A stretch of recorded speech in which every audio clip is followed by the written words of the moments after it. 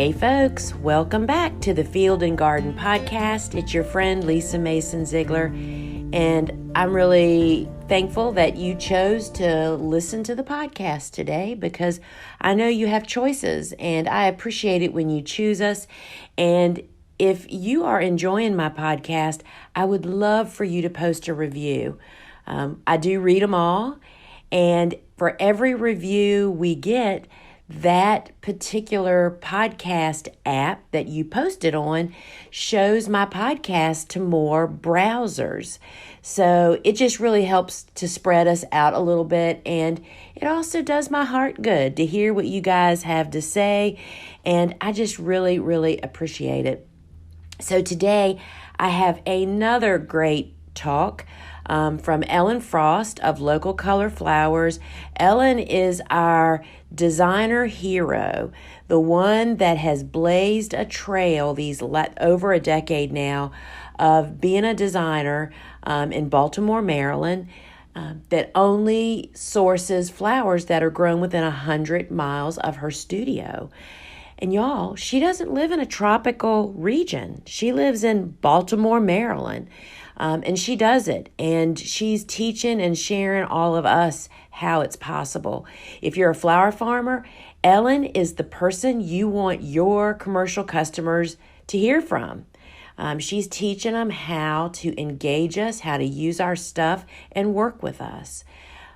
So Ellen is just kind of bringing us back to what flower shops and design work used to be decades ago, where everything was grown, in your community or right outside of it. And it's really a heartwarming story when you really think about it. And speaking of that, part of her course, she has an online course that she publishes with us, and she tells that story of the American florist. And it is fascinating, heartwarming, and it is goal setting for people in the flower department that are designing. Because friends, I will tell you what really became apparent to me learning from Ellen and having a front row seat to watching her develop her course and knowing her over these years is that sourcing local designers can now embrace their creativity, right? Instead of having the images that customers walk in with of this is what I want, that thousands of other people also have that same image. They can embrace design in a whole new way of seasonality, localness, just vibrant flowers. So I'm going to stop chatting now and let us take a listen to Ellen, who is sharing with us Altering Your Designs, another part of winter sourcing. My name is Ellen Frost. I am the owner of Local Color Flowers, and we are a design studio here in Baltimore City, Maryland. And I'm also a course creator and an online instructor with the Gardener's Workshop. I have a course called Growing Your Business with Local Flower Sourcing. It's offered just one time a year. It'll start again in January. And the registration is just 1 month away. Registration opens November 5th, which is just a month from today. So if you're considering taking the class, feel free to reach out with any questions you might have. And if you're interested in learning more about the work we do here in Baltimore, you can find me on Instagram at Local Color Flowers. And if you're interested in local sourcing and issues around local sourcing, you can go ahead and follow us at Florist Buying Local Flowers on Instagram or Florist Buying Local on Facebook. And just a note that this is being recorded today. So just if you come up to ask questions, just note that you're going to be recorded.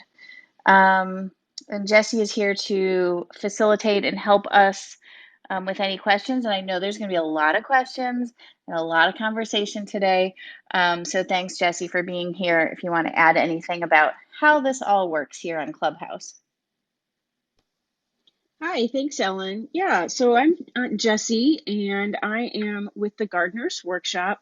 And I come on for the clubhouse chats to help administrate, and one of the things that I can do is I can ask questions on your behalf. If you're not interested in raising your hand and coming up to ask yourself, you can also text me a question and I can ask on your behalf, and you would do that by tapping the airplane icon there at the bottom. Looks like a paper airplane. If you type my name in on the next screen, it should come up and you can text me a question. And then once we get to that portion where we're answering questions, I'll put them in there for you. Would want to let you know as well that if you want to be notified of future chats that Ellen schedules, you can tap the little greenhouse icon at the very top there next to Florist Buying Local. If you tap that green icon, then you can join her club on here. And then when she schedules new chats, you'll be notified and you'll have the option of adding that to your calendar so you won't miss it. So thanks, everyone. I'm looking forward to a good discussion today.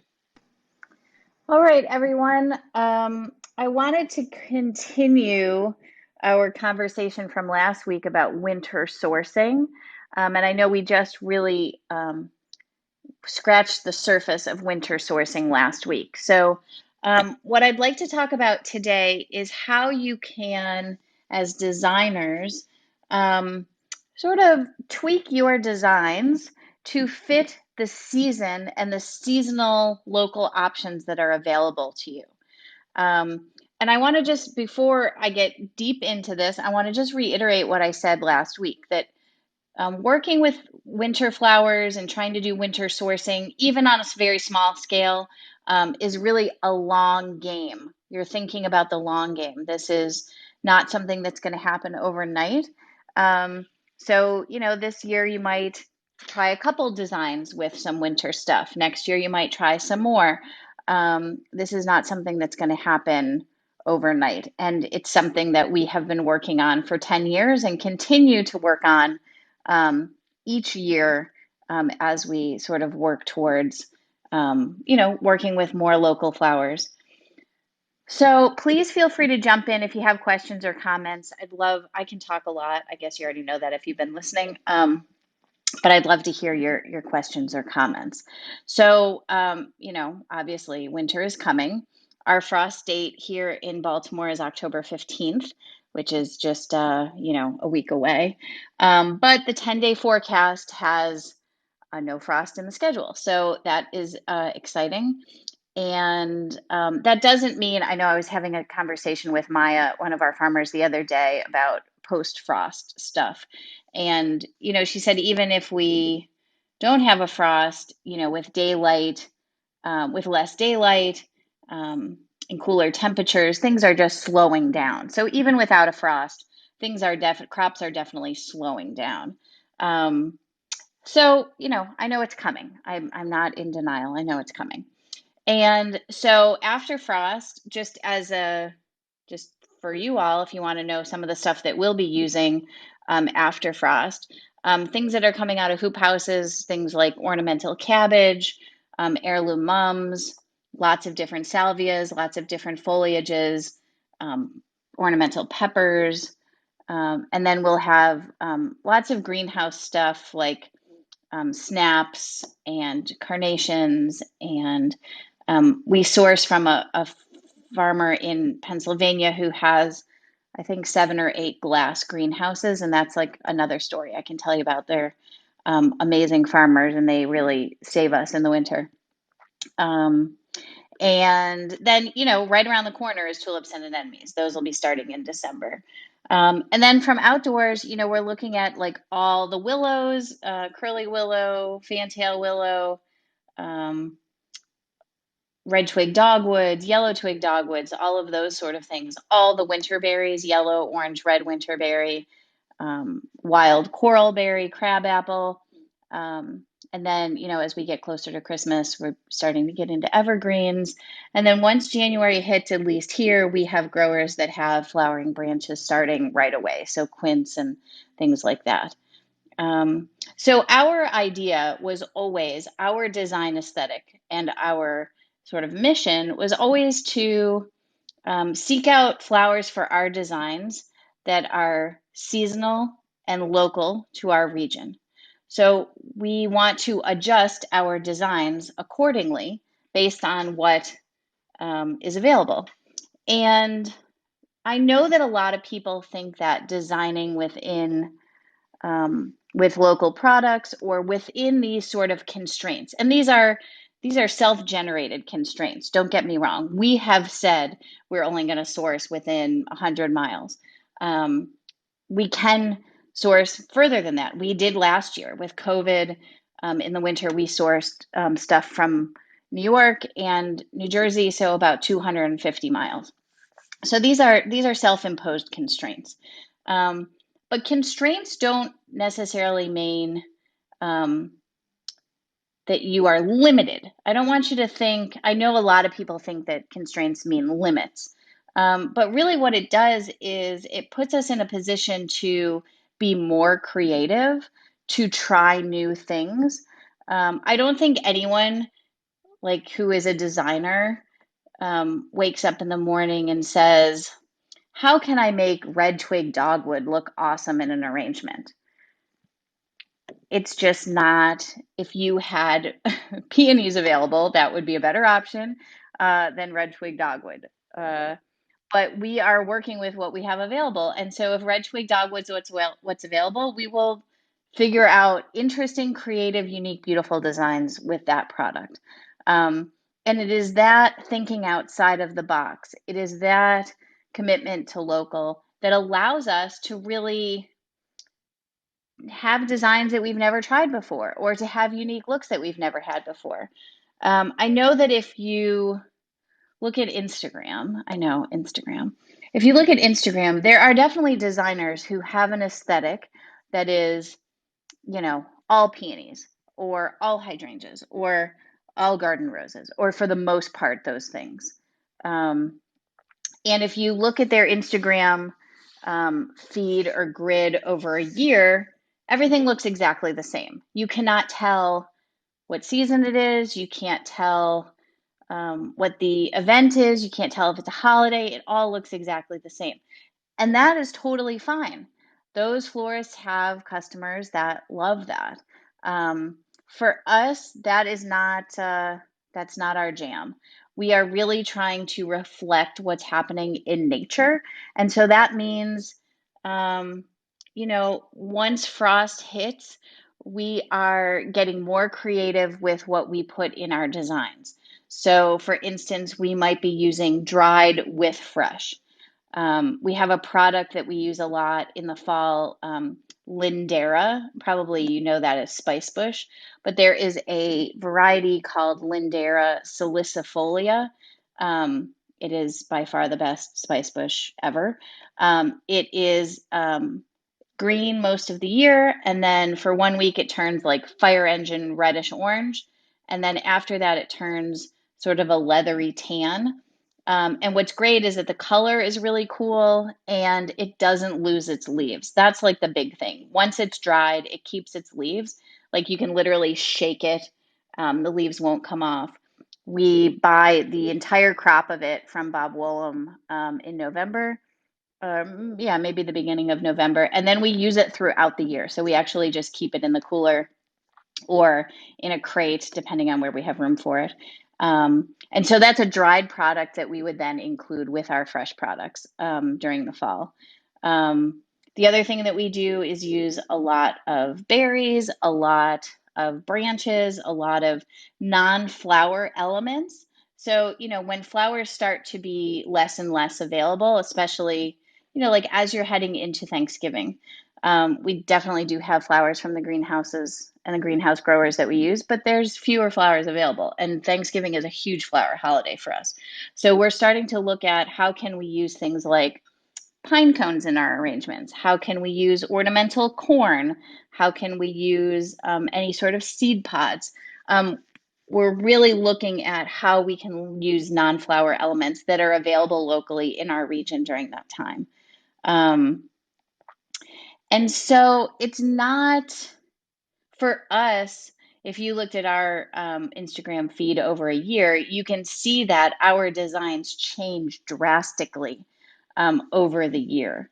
And that is really what our brand is. So we are branded as like a seasonal local company. And so our designs are going to reflect that both in color, in texture, in shape, in design elements.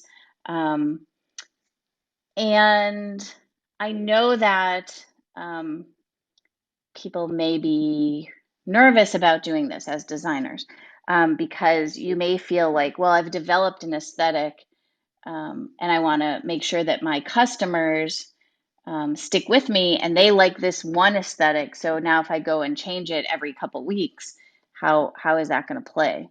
And I think it is definitely important to get your customers on board with your changing aesthetic. Um, if your customers are with you, they're with you, and they are going to, of course, we have people that only buy from us during peony season or only buy from us during dahlia season. But the majority of our customers, our weekly, daily, retail customers, buy from us every week, and they love the change in aesthetic. They love the change in design. They love the change in season. And part of that is because we are constantly talking to them about why seasonality is important. We are talking about it on social media. We're talking about it in our email marketing. We're talking about it when they come into the shop. We tell them frost is coming. This is what's going to happen. We're so excited for something after frost. We're so excited for cabbage. Now we're so excited for magnolia. Now we're so excited for lilies. Like, we are getting them excited about those new things and those new changes. Even if, like, deep down in my heart, I'm like, oh my gosh, no, red twig dogwood season is back. I am spinning it for our customers and creating beautiful designs with that product. I'm showing off that product on social media. That gets people on board. That gets people really excited. And we are also, like, try to be really transparent in everything we do about where we are sourcing from. So our customers can also get excited to know that we're still sourcing locally in the winter. We're still buying from local farmers in the winter. Um, it is,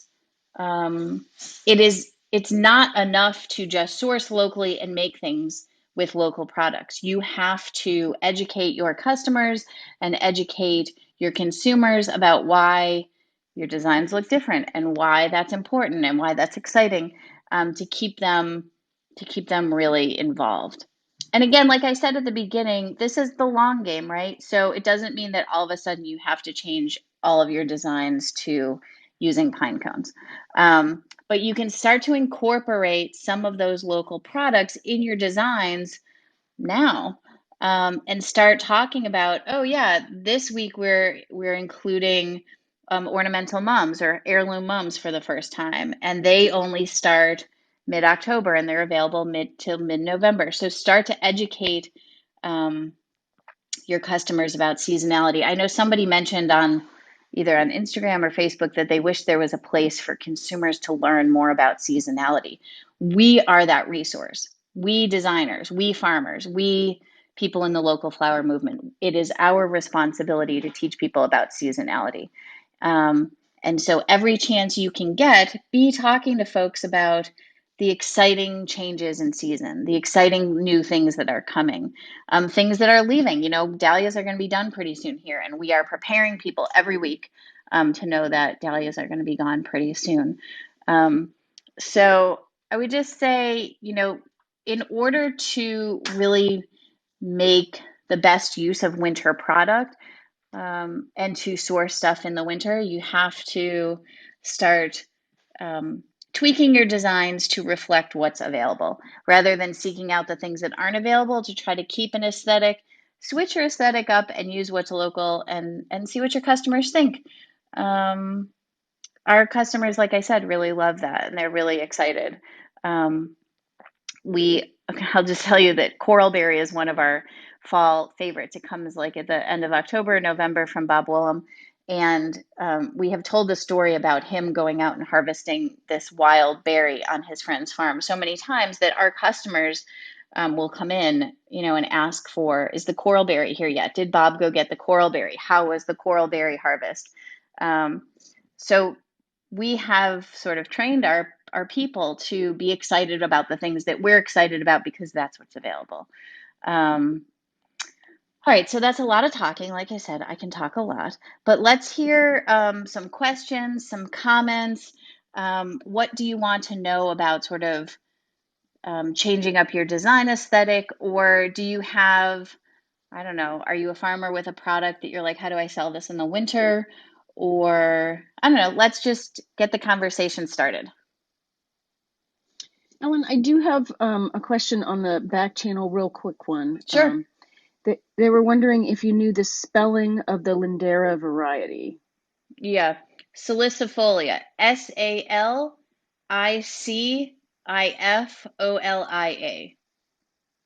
I will tell I you didn't realize that. there was going to be a spelling bee. I know, right? I actually looked it up because I always forget what it is. And I feel like every year I text Bob and ask him again. And he's like, please stop asking me that. Just remember it. Um, so I did look it up. I went back and looked at my text from him last year to make sure that I had it right for our talk today. But Lindera is like one of those things that I don't know, like it might seem like boring to other people, but it if you are good at telling a story and you're good at um, sort of, I wouldn't even say marketing, but just like sharing information, you can get people excited about anything. And our staff and our customers are always excited when Lindera comes. So we've still got a couple weeks before it comes, and frankly, we have still a couple big branches of it in the shop that we're trying to use for wreaths right now to get rid of, so we have room for the new crop coming in. So yeah, if anybody ends up with trying to grow Lindera salicifolia, let me know. It's a really great product. Awesome, thank you. Yeah, I'm not a florist, but I am a grower that sells direct to consumers. So I know, that there is a lot of um, salesmanship, I guess, marketing involved in getting people excited about, what's currently available. And I think, if that's something that you're not accustomed to doing very much. I feel like just sort of taking a moment to talk about what you appreciate about a floral item or a foliage item will kind of bring out the things that your customers will notice too. I even do this sometimes with landscaping clients and stuff. Sometimes people, don't are too busy to appreciate or are not accustomed to noticing small details about product. And I think, it really only takes just sort of pointing those things out, what makes this item special or different or a good fit for the season and that kind of thing. Sort of helps other people see what you see. And I think that is part of the process of getting people to fall in love with the seasonality. Yeah, I totally agree. The more we get good at telling the story of the products that we're using, the more people will be excited for sure. All right, anybody else? Let's have some questions or comments, anything. Reminder that you're more than welcome to click the hand button at the bottom there and come up and ask your question. And also, you're welcome to send me a text message on the back channel. You can click the paper airplane icon there and send me a message, and I can ask your question to Ellen on your behalf. Is anybody here growing anything that they're going to try to sell to florists post frost, or any florists that are looking for local product post frost? Curious if people are moving in that direction, or, if local sourcing sort of ends at the frost point for most people. We definitely have growers that are like, once frost hits, I'm done. I'm just taking a break and hibernating for the winter and then coming back in the spring. And we definitely have florists in our region that source that way too. So, once sort of general availability is done for the season, we're done sort of sourcing in that way. And that's cool. But I do think there are opportunities for more creative designs and more creative aesthetic if we seek out some more seasonal product after frost, or as the weather gets colder. I wanted to just bring up a question I had on the back channel just now, asking about last week's show. Since this is sort of a continuation of the discussion of last week's show, Yeah. there was someone who was not able to attend last week, and they asked if these shows were recorded somewhere so she could go back and listen. And I just wanted to let everybody know that we do record these shows, and they are in the process of being made available as podcasts, as special edition podcasts, to Lisa Mason Ziegler's podcast series. So if you don't already, you could subscribe to Lisa Mason Ziegler's Field and Garden podcast. And then when she makes these Clubhouse chats available, she puts the speaker and the topic, and those get added. There's a little bit of a delay just to get everything processed and stuff, but those are being made available as special edition podcasts. So you can either watch those, you can listen to those either on the Gardener's Workshop website, or you can listen to them wherever you get your podcast downloads from. Awesome. Yeah, that's great, because I know some people can't make this time. So happy that, you and Lisa and the team can make that available for people to listen to later.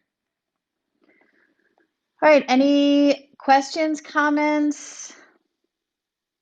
I know y'all drinking your coffee. I think I have another one here, perhaps. Let's see. No, I'm sorry. That's okay. I don't have anything else on the back channel right at the moment. All right, everyone. If there are no questions or comments right now, we will sign off for another week. Like I said, frost is coming, but it's not in the forecast yet. So next week, maybe we'll continue talking about winter sourcing and how to find growers that do winter sourcing. Or if you can't find any, how can you try to convince them to do that for you? We've done that a lot and have had success and failure. So happy to share our attempts at getting people to grow in the winter for us. Okay, so everyone, have a great week. We will see you back here next Tuesday at 8 a.m. And if you have any questions or comments during the week, feel free to direct message me either at Local Color Flowers on Instagram or on the Florist Buying Local Flowers on Instagram. I'm happy to respond. And if you have questions for next week, just let me know. And we'll see you again then, or you'll listen to me again then. So thanks, everyone. Have a great week. Thank you, Ellen. Thanks, everyone. Well, friends, I see why designers that don't have any of this information of how this whole nother part of the way of doing design work with local flowers, not having all this insider backstory, they must be frightened, not knowing what's possible, right? And that's really what Ellen is just hitting it out of the park, bringing that all to the foreground for us, right here in front of us. And so I just want to remind you of a couple of things. You can learn more about Ellen and connect through our website, thegardenersworkshop.com. Ellen's online course page is there. Her course is called Growing Your Business with Local Flower Sourcing. Her course only registers once a year, just like most of our big courses do. Hers registers in November of each year, and the course runs in January and February. And I just encourage you to at least go over and have a look, read about Ellen, read about her course, and sign up for her wait list, because what that does is put you on her email list to get any resources she creates, and we'll also let you know when her enrollment opens. So friends, this is just yet another flower-based business opportunity for folks. If you're a flower farmer, this is the person that you want your customers, your commercial customers, to hook up with. And maybe you're somebody that's looking to expand your business, or you're a florist that wants to market her business. with this niche of local flowers, this is your call. So friends, till we meet again, ciao.